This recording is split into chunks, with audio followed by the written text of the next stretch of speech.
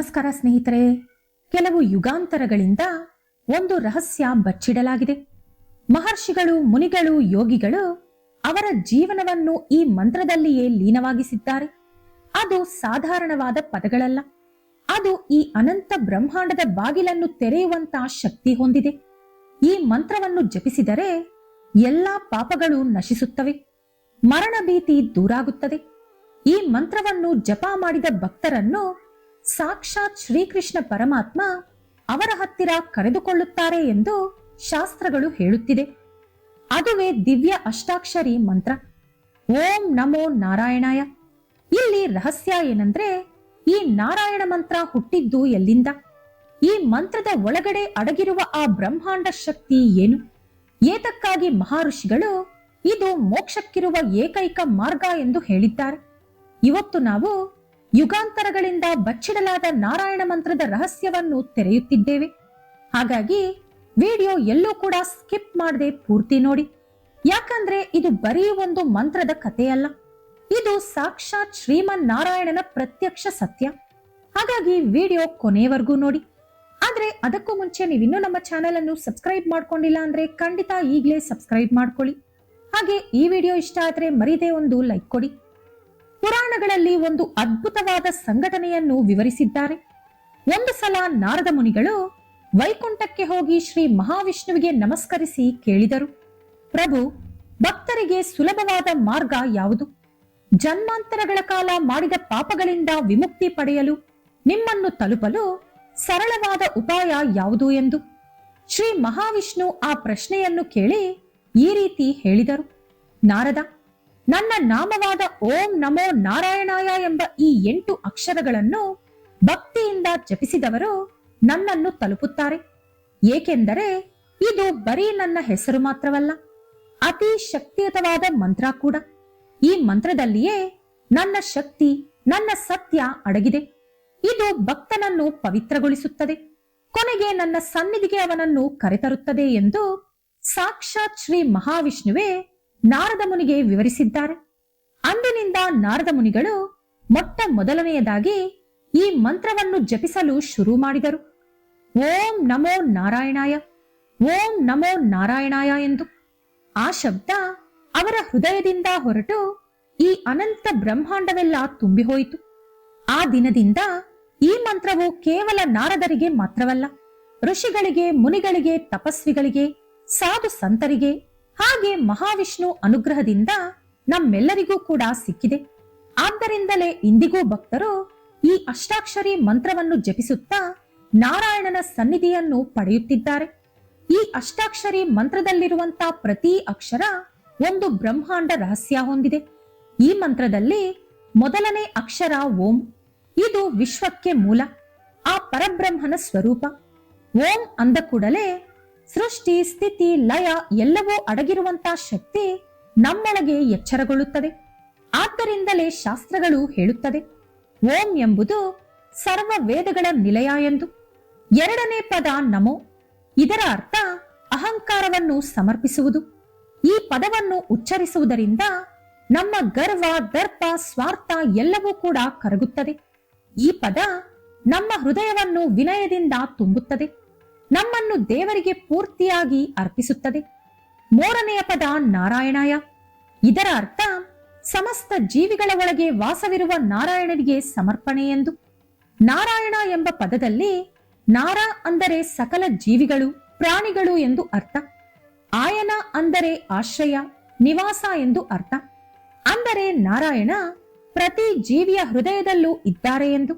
ಅವರು ದೂರದಲ್ಲಿ ಎಲ್ಲೋ ಆಗಸದಲ್ಲೋ ಅಥವಾ ಸಮುದ್ರದಲ್ಲೋ ಅಲ್ಲ, ಪ್ರತಿ ಮನುಷ್ಯನ ಹೃದಯದಲ್ಲಿ, ಪ್ರತಿ ಪ್ರಾಣಿಯ ಉಸಿರಿನಲ್ಲಿ ವಾಸವಿರುವವರು ನಾರಾಯಣ ಎಂದು ಅರ್ಥ. ಆದ್ದರಿಂದಲೇ ನಾರಾಯಣ ಎಂಬ ಪದ ಉಚ್ಚರಿಸಿದಾಗ ನಮ್ಮ ಆತ್ಮ, ನಮ್ಮ ಉಸಿರು, ನಮ್ಮ ಜೀವನ ಎಲ್ಲವೂ ದೇವರಿಗೆ ಸಮರ್ಪಿತವಾಗುತ್ತದೆ. ಪ್ರತಿ ಹೃದಯದಲ್ಲಿ, ಪ್ರತಿ ಜೀವಿಯಲ್ಲಿ, ಪ್ರತಿ ಹೃದಯ ಬಡಿತದಲ್ಲಿ ಇರುವವರು ನಾರಾಯಣ. ಆದ್ದರಿಂದ ಈ 8 ಅಕ್ಷರಗಳು ನಮ್ಮ ಮನಸ್ಸು, ನಮ್ಮ ಆತ್ಮ, ನಮ್ಮ ಪ್ರಾಣ ಎಲ್ಲವೂ ನಾರಾಯಣನ ಪಾದಗಳ ಹತ್ತಿರ ಸಮರ್ಪಣೆ ಮಾಡು ಎಂದು ಕಲಿಸಿಕೊಡುತ್ತದೆ. ಈ ಮಂತ್ರವನ್ನು ಜಪಿಸುವವನ ಜೀವನ ಪವಿತ್ರವಾಗುತ್ತದೆ. ಆತನ ಹೃದಯದಲ್ಲಿ ಸ್ವತಃ ಭಗವಂತ ವಾಸವಿರುತ್ತಾರೆ. ಇನ್ನು ಈ ಮಂತ್ರ ಎಷ್ಟೊಂದು ಶಕ್ತಿಯುತವಾದದ್ದು ಎಂದು ಶಾಸ್ತ್ರಗಳು ಹೇಳುತ್ತದೆ. ವಿಷ್ಣು ಧರ್ಮದ ಪ್ರಕಾರ ಈ ಮಂತ್ರವನ್ನು ಭಕ್ತಿ ಹಾಗೂ ಸಂಪೂರ್ಣ ಏಕಾಗ್ರತೆಯಿಂದ ಮನಸ್ಸೆಲ್ಲವೂ ಶ್ರೀ ಮಹಾವಿಷ್ಣುವಿನ ಮೇಲೆ ಇರಿಸಿ ಒಂದು ಸಲ ಜಪಿಸಿದರೂ ಸರ್ವ ಪಾಪಗಳು ನಶಿಸುತ್ತದೆ. ಆ ಒಂದು ಜಪವೇ ನಮ್ಮೊಳಗಿನ ಅಂಧಕಾರವನ್ನು ತೊಲಗಿಸಿ ಹೃದಯದಲ್ಲಿ ದಿವ್ಯ ಜ್ಯೋತಿಯನ್ನು ಬೆಳಗಿಸುತ್ತದೆ. ಈ ರೀತಿ ನಾವು ಒಂದು ಕ್ಷಣವಾದರೂ ನಾರಾಯಣನ ನಾಮ ಉಚ್ಚರಿಸಿದರೆ ನಮ್ಮೊಳಗಿರುವ ಎಲ್ಲಾ ನಕಾರಾತ್ಮಕ ಭಾವನೆಗಳು, ಹೆದರಿಕೆ ಹಾಗೂ ಈ ಲೋಕದ ಮೇಲಿರುವಂತಹ ಮೋಹವನ್ನು ಕರಗಿಸುತ್ತದೆ. ನಮ್ಮ ಆತ್ಮಕ್ಕೆ ಒಂದು ಹೊಸ ಬೆಳಕು, ಹೊಸ ಶಕ್ತಿ, ಹೊಸ ದಾರಿ ಲಭಿಸುತ್ತದೆ. ಪ್ರತಿದಿನ ಭಕ್ತಿಯಿಂದ ಜಪಿಸುವವನಿಗೆ ಹೃದಯದಲ್ಲಿ ಶಾಂತಿ ರೂಪುಗೊಳ್ಳುತ್ತದೆ. ಮನಸ್ಸಿನಲ್ಲಿರುವ ಕಳವಳ ಕಡಿಮೆಯಾಗುತ್ತದೆ, ಚಿಂತೆ ಮಾಯವಾಗುತ್ತದೆ, ಭಕ್ತಿ ಬೆಳೆಯುತ್ತದೆ, ನಂಬಿಕೆ ಬಲಪಡುತ್ತದೆ, ಭಯವಿಲ್ಲದ ಜೀವನ ಲಭಿಸುತ್ತದೆ. ಒಂದು ವೇಳೆ ಈ ಇಡೀ ಪ್ರಪಂಚ ನಮಗೆ ವ್ಯತಿರೇಕವಾಗಿ ನಿಂತುಕೊಂಡರೂ ಈ ಒಂದು ನಾಮ ನಮ್ಮ ಜೊತೆ ಇದ್ದರೆ ನಾವು ಒಂಟಿಯಲ್ಲ ಎಂದು ನಮ್ಮ ಹೃದಯಕ್ಕೆ ಅನುಭವವಾಗುತ್ತದೆ. ಇನ್ನೊಂದು ಆಶ್ಚರ್ಯಕರವಾದ ವಿಷಯ ಏನೆಂದರೆ ಈ 8 ಅಕ್ಷರಗಳು ವಿಷ್ಣು ಸಹಸ್ರನಾಮದ ಪೂರ್ತಿ ಶಕ್ತಿಯನ್ನು ಹೊಂದಿದೆ. ಶ್ರೀ ಮಹಾವಿಷ್ಣುವಿನ 1000 ಹೆಸರುಗಳಲ್ಲಿ ಇರುವಂತಹ ಶಕ್ತಿ ಎಲ್ಲವೂ ಈ ಒಂದೇ ಒಂದು ಮಂತ್ರದಲ್ಲಿ ಕೇಂದ್ರೀಕೃತವಾಗಿದೆ. ಆದ್ದರಿಂದಲೇ ಅನ್ನಮಾಚಾರ್ಯರ ಕೀರ್ತನೆಗಳಲ್ಲಿ, ಆಳ್ವಾರ್ ಅವರ ಪಾಸುರಗಳಲ್ಲಿ, ರಾಮಾನುಜಾಚಾರ್ಯರ ಉಪದೇಶಗಳಲ್ಲಿ ಎಲ್ಲಿ ನೋಡಿದರೂ ಈ ಮಂತ್ರವೇ ಪ್ರತಿಧ್ವನಿಸುತ್ತದೆ. ಭಕ್ತರು ಇದನ್ನು ಉಚ್ಚರಿಸಿದಾಗ ಅವರ ಹೃದಯದಲ್ಲಿ ಭಗವಂತ ಪ್ರತ್ಯಕ್ಷವಾಗುತ್ತಾರೆ. ಏಕೆಂದರೆ ಈ ಮಂತ್ರ ಕೇವಲ ಪದಗಳ ಸಮೂಹವಲ್ಲ, ಇದು ಸಾಕ್ಷಾತ್ ಆ ಶ್ರೀಮನ್ ನಾರಾಯಣನ ಸ್ವರೂಪ. ಈ ನಾಮವನ್ನು ಉಚ್ಚರಿಸಿದಾಗ ನಾವು ನಾರಾಯಣನ ಕಡೆ ಹೆಜ್ಜೆ ಹಾಕುವುದಲ್ಲ, ಸಾಕ್ಷಾತ್ ನಾರಾಯಣನೇ ನಮ್ಮೆಡೆಗೆ ನಡೆದು ಬರುತ್ತಾರೆ. ಆದರೆ ಇಲ್ಲೊಂದು ಪ್ರಶ್ನೆ ತಲೆ ಎತ್ತುತ್ತದೆ. ಇಂತಹ ದಿವ್ಯವಾದ ಮಂತ್ರವನ್ನು ನಾವು ಯಾವ ರೀತಿ ಜಪಿಸಬೇಕು, ಯಾವ ರೀತಿ ಜಪಿಸಿದಾಗ ಅದರ ಪೂರ್ಣ ಫಲ ಲಭಿಸುತ್ತದೆ ಎಂದು ಶಾಸ್ತ್ರಗಳು ಹೇಳುವ ಪ್ರಕಾರ ಈ ಮಂತ್ರ ಜಪಕ್ಕೆ 3 ವಿಧಾನಗಳಿದೆ. ಮೊದಲನೆಯದು ವಾಚಿಕ ಜಪ, ಅಂದರೆ ಶಬ್ದದಿಂದ ಉಚ್ಚರಿಸುವುದು.